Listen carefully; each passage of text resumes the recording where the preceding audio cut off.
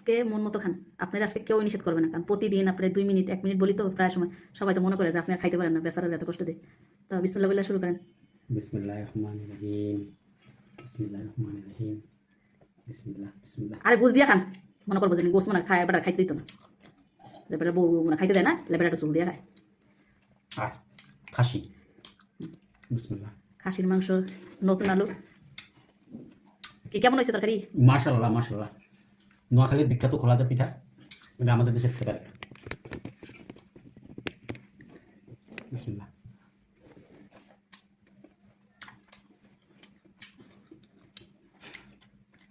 Camera সামনে হাসলে হইব? কতদিন আছে হইব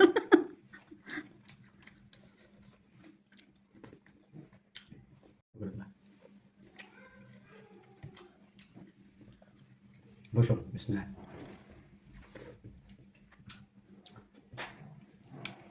আহ